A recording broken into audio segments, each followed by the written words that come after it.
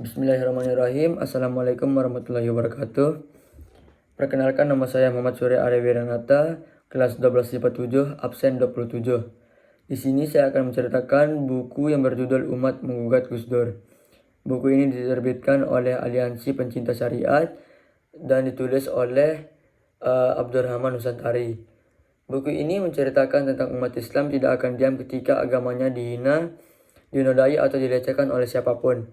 Apalagi sosok utama yang diceritakan oleh buku ini ialah sosok Gus Dur. Baik, saya akan mulai bercerita yang saya akan mulai dari biografi Gus Dur. Gus Dur lahir pada tanggal 4 Agustus tahun 1940. Gus Dur memiliki nama asli ialah Abdurrahman Adakil, di mana nama ini memiliki arti Abdurrahman Sang Penakluk, di mana nama ini diambil dari seorang khalifah yang berhasil menaklukkan Spanyol dan mendirikan dinasti. Namun nama ini tidak populer di kalangan masyarakat, sehingga masyarakat lebih mengenalnya dengan sebutan Abdurrahman Wahid. Gus Dur merupakan anak tunggal dari 6 bersaudara. Ia merupakan anak dari Kiai Haji Wahid Hasyim yang merupakan Menteri Agama pertama Republik Indonesia. Kiai Haji Wahid Hasyim merupakan anak putra dari Kiai Haji Hasyim Asy'ari yang merupakan pendiri Nahdlatul Ulama. Ibu Gus Dur ialah Hajah Solehah, merupakan putri dari pendiri pondok pesantren di Anyar Jombang, Jawa Timur, yaitu putri dari Kiai Haji Bisri Samsuri. Gus Dur pernah menjalani pendidikan di berbagai tempat, salah satunya di antara lainnya Universitas Tebu Ireng Jombang, Jawa Timur, di Mesir, Turki, Jerman, Belanda, Kanada, dan lain-lainnya. Namun dalam melakukan proses pendidikan tersebut ada beberapa kesalahan yang dilakukan oleh Gus Dur. Dan antara lain, Gus Dur tidak pernah tuntas dalam menjalankan pendidikannya, dan Gus Dur tidak sabar dalam belajar agama yang seharusnya memerlukan ketekunan dan kesabaran. Setelah menyelesaikan studinya, Gus Dur mulai mengembangkan karirnya. Dan antara lain, Gus Dur menjadi ketua PBNU, Gus Dur menjadi ketua Dewan PKB, pendiri The Wahid Institute, menjadi rektor Universitas Darul Ulum, anggota MPR, bahkan menjadi ketua MUI. Gus Dur juga mendapat prestasi atau penghargaan dari Perhimpunan Pemuda Hindu Indonesia, di mana anugerah MPU Perada dari DPP. Gus Dur juga mendapat banyak sekali penghargaan yang didapatkan oleh Gus Dur. Namun dalam waktu singkat ini saya tidak bisa sampaikan semuanya. Langsung ke isi bukunya. Di sini disebutkan dalam keberadaan Gus Dur dengan segala sepak terjangnya telah memunculkan banyak atau bukan hanya satu fenomena aneh.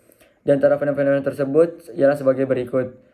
Gus Dur adalah sosok yang sangat banyak melahirkan kontroversi sejak tahun 1984 atau sejak dia menjabat sebagai ketua PBNU. Sampai saat ini tidak ada pun tokoh Indonesia yang reputasi kontroversinya melebihi Gus Dur.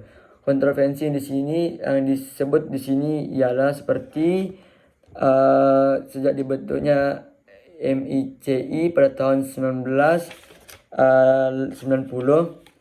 Gus Dur menuduhnya sebagai organisasi sektarian. Gus Dur juga sempat terang-terangan menolak RUU anti pornografi dan porno aksi. Gus Dur juga menuduh tokoh-tokoh Muslim yaitu AS dan ES sebagai dalang dalam kerusuhan Tasikmalaya pada tahun 1996. Dan Gus Dur pernah menghina DPR seperti anak-anak TK.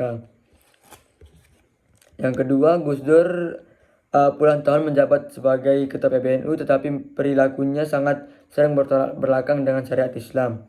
Gus Dur adalah satu-satunya manusia di Indonesia yang paling berani secara terbuka menentang prinsip syariat Islam. Gus Dur adalah salah satunya orang manusia di Indonesia yang berani menentang arus pemahaman umum. Gus Dur juga dikenal tidak pernah lelah dalam menghujat syariat Islam. Tetapi umat Islam sendiri tak berani menentangnya karena takut kepada warga NU, Banser, Garda Bangsa, pasukan berani mati, dan ribuan pasukan jin dan lain-lain.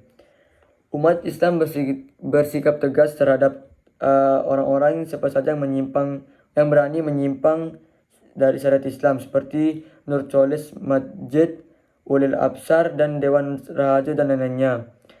Tetapi umat Islam tidak bersikap yang sama seperti Gus Dur. Umat Islam tidak berani bersikap sama seperti Gus Dur. Gus Dur adalah tokoh yang paling banyak dibuatkan pembelaan-pembelaan bagi perbuatannya. Dan Gus Dur adalah satu-satunya manusia yang pernah diberi kesempatan memimpin Republik Indonesia dengan manajemen kontroversi. Bahkan ketika memimpin Republik RI tersebut, keadaan fisik Gus Dur hampir lumpuh dan sudah buta.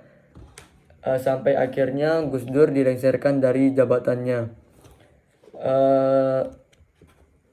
Dari buku ini juga, buku Umat Menggugat Gus Dur ini adalah salah satu bukti untuk dunia, termasuk juga Gus Dur dan manusia semacamnya, bahwa umat Islam tidak akan tinggal diam terhadap siapapun yang mencoba melecehkan Islam. Buku ini semacam hak jawab kita terhadap kengawuran Gus Dur yang bisa disebut telah seringkali mengancam kesatuan dan persekutuan bangsa dan negara mayoritas muslim ini. Jadinya pesan dan kesan yang saya bisa sampaikan dari buku ini ialah kalau kita menjadi seorang pemimpin itu, jadi harus selalu memperhatikan setiap omongan yang keluar dari mulut kita. Karena jangan sampai dengan omongan-omongan yang kita keluarkan dari mulut kita ini dapat menyebabkan kontroversi yang berakibatkan fatal, yang sehingga dapat menyebabkan juga kesatuan dan keutuhan bangsa ini, mayoritas muslim ini terancam. Sekian dari saya, terima kasih. Wassalamualaikum warahmatullahi wabarakatuh.